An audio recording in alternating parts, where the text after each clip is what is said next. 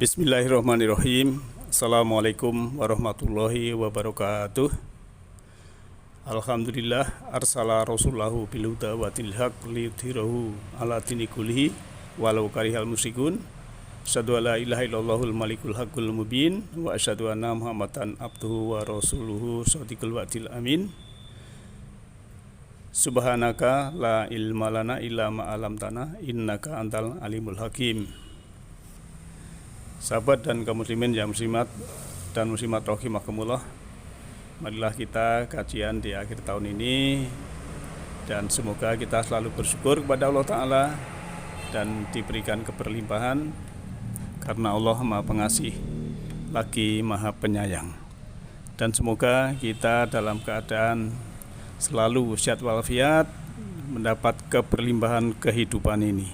Dengan begitu kita akan selalu bersyukur, akan selalu menikmati kehidupan ini. Oleh karena itu, kita senantiasa hendaklah bersyukur pada Allah atas pemberian kehidupan yang mana kita diberi anugerah kesehatan, kedamaian, kenyamanan, keselamatan, ketentraman, yang semua itu karena Allah Maha Pengasih lagi Maha Penyayang. Ikhwatin yang berbahagia, dalam hal akhir tahun Hijriah kita mari kita untuk mawas diri, introspeksi diri, ya, untuk mengerti jalan pulang, ya, coming home, menyatulah dengan kejadian saat ini dan sekarang ini. Kita harus bisa menyesuaikan diri dengan apa yang Allah berikan kepada kita. Bukan kita merubah cuaca, tapi kita yang menyesuaikan saat musim dingin ataupun musim hujan. Ya, kita harus bisa menemukan pelangi yang indah. Namun saat musim panas, ya kita harus bisa menemukan bunga yang bermekaran. Bagi orang yang beberapa musim di Eropa, mungkin kalau musim salju itu juga disyukuri indahnya warna putih. Dan saat kita mendengarkan kicau burung di pagi hari, maka adalah kita menyatu dengan nyanyian burung itu. Oleh karena itu, jangan sampai kita menerima sesuatu yang indah-indah itu diterima dengan pikiran yang tidak indah. Namun kita juga jangan menerima sesuatu yang indah-indah saja dalam kehidupan ini. Sebab kalau kita menolak yang tidak indah, itu nanti juga tidak sesuai dengan sunatullah. Jadi menolak itu jangan, tetapi melekat juga jangan. Nanti akan ada penderitaan kalau kita mendapatkan sesuatu kemudian ada kemelekatan, ya nanti suatu saat berpisah akan menjadikan diri kita tidak nyaman. Nah, ikhwatin yang berbahagia, kan setiap kita punya masa lalu, ya. Dalam setahun ini yang kita lalui apa, bahkan kalau kita kilas balik, ya sejak dulu mungkin masa lalu kita dari kecil. Bisa saja orang tua yang kurang dewasa terhadap kita waktu kita kanak-kanak, itu kan wajar, ya. Mungkin orang tua kita ya sekolahnya juga tidak tinggi, dan waktu itu mungkin bagi kita yang orang tua kurang mampu juga masih kecapean dalam pencarian rezeki untuk memberi makan kepada kita. Ataupun mungkin ya kita dalam sekolah itu sekolah itu yang miskin energi positif, ya lingkungan yang tidak mendukung. Tetapi kalau kita melihat dari kacamata kasih sayang, kalau kita melihat dari dimensi kasih sayang, maka tidak ada masa lalu yang kelabu. Semua adalah pelajaran-pelajaran di dalam sekolah kehidupan ini. Ikhwatin yang berbahagia, oleh karena itu kita harus bisa mengambil pelajaran dari semesta ini ya. Kalau kita umpamakan ya, kita ini sebagai manusia sebagai langit biru, kemudian perasaan, pikiran itu sebagai cuaca, maka ya jangan sampai kita terbentur oleh cuaca, tapi kita tetap langit biru yang indah begitu. Di dalam Al-Quran juga disebutkan ya, kalau kita membaca dalam surah Ibrahim ayat 14 ya, itu kan juga sering saya kemukakan bahwa kalimat yang baik itu seperti pohon ya. Kalimat yang baik itu seperti pohon yang tinggi yang menjulang ke angkasa. Kemudian setelah menjulang ke angkasa ya, rantingnya dan lain sebagainya ya, dan berbuah ya, yang indah, yang lebat ya, sehingga apa? Menyenangkan bagi yang melihat atau memelihara misalnya. Jadi kalau kita melihat bahasanya itu kan, alam taro kaifa daraballahu masalan kalimatan thayyibah kasajaratin thayyibatin asluha sabitung wa fara'uha fis sama. Tidakkah kamu memperhatikan bagaimana Allah telah membuat perumpamaan kalimat-kalimat yang baik seperti pohon yang baik, akarnya kuat dan cabangnya menjulang ke langit. Dan yang ayat 25-nya, tu'ti ukulaha kullahinim bi'izni rabbiha wa yad'aribullahul amsala linnasi la'alahum yatadakkarun. Pohon itu menghasilkan buah pada setiap waktu, setiap saat dengan izin Rabb-nya. Dan Allah membuat perumpamaan itu untuk manusia agar mereka selalu ingat, agar mereka selalu sadar, agar mereka selalu dalam kesadaran. Nah, hewan jin yang berbahagia, pohon yang baik oleh Allah diumpamakan di sini, pohon itu kan ya akarnya teguh ya. Pohon itu kan ada akar. Akar itu adalah simbol keyakinan yang teguh, simbol akidah yang kokoh.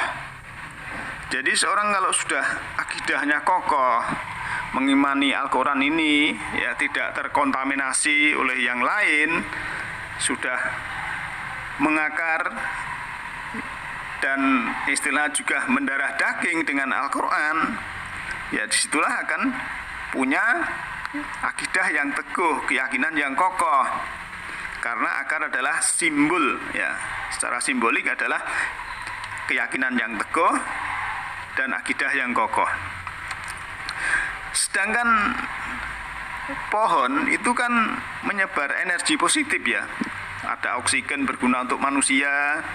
Kemudian di dalam pohon itu ya, di atasnya ada burung yang bertengger, semut yang ada di situ, bahkan ulat dan lain sebagainya, memberikan kemanfaatan bagi makhluk-makhluk lain. Dan juga pohon itu ada cabang. Cabang ini juga simbolik. Ya, bagi kita bisa menjadikan wawasan kita luas. Seperti pohon yang bercabang ya, wawasan kita luas. Tidak sempit, pikiran kita luas, tidak sempit. Kita harus toleransi, tasamuh kepada yang lain yang tidak sama dengan kita. Karena Allah itu Maha Pengasih, Maha Penyayang, Maha Pengampun. Tapi kadang manusia itu ya sukanya menghujat, sukanya mencela, sukanya merendahkan kepada yang tidak sama. Ini tidak sesuai dengan apa yang Allah kehendaki. Maka ciri-ciri agama yang dari Allah lewat Rasul ya, lewat ulama, lewat penceramah, lewat mubalik, itu adalah yang menebarkan kasih sayang. Kalau yang disampaikan itu menebarkan kebencian ya, merasa benar sendiri, kemudian merendahkan yang lain, membenci, dendam sesama manusia, ini jelas-jelas ilmunya itu tidak sesuai yang dikehendaki Allah. dia belum mewarisi sifat-sifat Allah yang pengasih, yang penyayang, yang lembut, yang pengampun. Kemudian yang namanya pohon itu kan berbuah. Ya, berbuah. Jadi kalau ada orang yang lapar dengan buah itu, dia bisa menjadi kenyang. Bahkan pohon yang rindang itu, orang yang kepanasan pun bisa berteduh di situ. Sudah bisa berteduh, sudah bisa makan buahnya, ya. Kan indah sekali kalau kita melihat perumpamaan yang Allah berikan kepada kita ini. Nah, ikhwatin yang berbahagia, namun di ayat yang lanjutan Allah itu juga membuat perumpamaan kalimat yang buruk, seperti pohon yang buruk yang telah dicabut akar-akarnya dari permukaan bumi, tidak dapat tegak sedikit pun.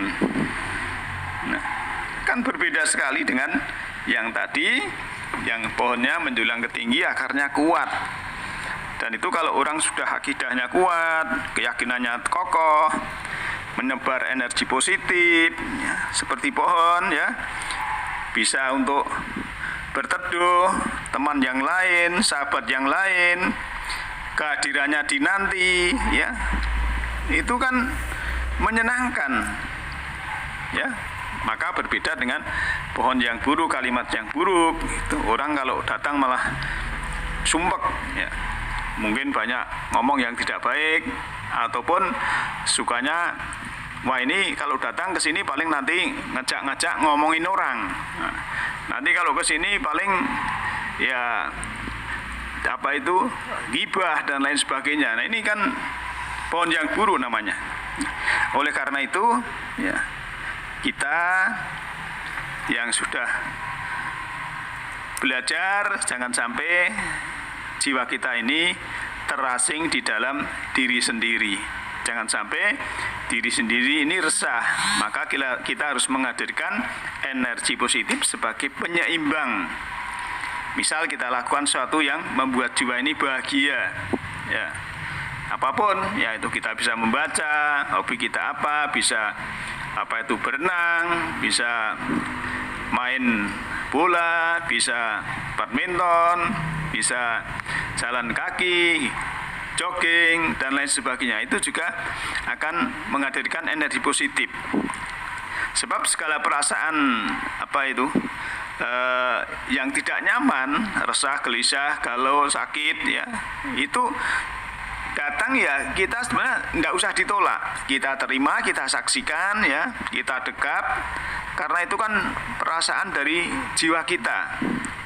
Jadi kita kalau ada sesuatu yang tidak menyenangkan, itu harus kita saksikan, kita terima, kita dekap, seperti seorang ibu mendekap bayinya yang sedang menangis. Sebab apa? Memang Allah sudah menjelaskan bahwa setiap sesuatu itu dengan izin Allah. Tinggal kita menerima seperti apa, karena sesuatunya, ya, segala sesuatunya itu memang sudah menjadikan bagi manusia itu supaya mendapat pelajaran. Nah, ikhwatin yang berbahagia termasuk PPKM, ya, ini harus kita terima karena memang, ya, bagaimanapun ini adalah ayat kauniyah yang harus kita terima, karena kalau kita tidak menerima, ya, bagaimanapun kejadian tetap ada kejadian seperti ini. Nah, ikhwatin yang berbahagia, seperti ujian, bencana, ya, itu kalau kita melihat secara fakta, yang namanya bencana terbesar itu kan atas diri kita yang sebenarnya, ya. Jadi dalam diri kita sendiri ini, kalau kita tidak bisa menyikapi dengan sesuatu yang dalam, biasanya di dalam keinginan-keinginan kita, ya, di dalam kehendak kita, ya, di dalam kebebasan kita, itu kan ada hawa nafsu, ya, dan hawa nafsu itu bersumber dari kehendak bebasnya melampaui besarnya apa itu kemampuan kita. Dan itulah yang selalu Allah ingatkan, bahwa Allah sudah memberikan kebutuhan kepada kamu sekalian, maka kita harus menyesuaikan keinginan kita kepada kemampuan kita, sehingga kita tidak akan melanggar garis hukum Allah. Nah, yang wajibnya berbahagia, maka di akhir tahun 1442 ini kita introspeksi, ya, kita melihat ke dalam, ya, meneliti ke dalam diri, mana yang kurang, kebaikan kita harus kita pupuk kembali, kita siram kembali, dan mana yang sudah baik, ibarat tanaman sudah subur, supaya kita meningkatkan, bisa berbuah, bisa bermanfaat kepada lingkungan dan yang lain, termasuk diri kita ini harus bisa membahagiakan kepada orang lain, pada keluarga, masyarakat, syukur-syukur juga bisa membahagiakan kepada umat manusia. Dan disinilah Islam adalah rahmatan lil alamin, wa ma arsalnaka illa rahmatan lil alamin. Surat Al-Anbiya ayat 107. Dan itu adalah misi daripada Rasul, setiap Rasul dan juga penerusnya, termasuk dai, penceramah, dakwah, ya, ustadz dan lain sebagainya, harus menyerunya adalah untuk rahmatan lil alamin, bukan hanya rahmat lil mutakin, bukan hanya rahmat lil muslimin. Demikian pada malam hari ini, lain kali bisa kita sambung lagi. Dan maaf itu tadi saya nyebut surat Ibrahim ayat 14, yang benar adalah surat Ibrahim ayat 24. Demikian, nasrun minallahi wa bakum qarib. Alhamdulillahirabbil alamin. Assalamualaikum warahmatullahi wabarakatuh.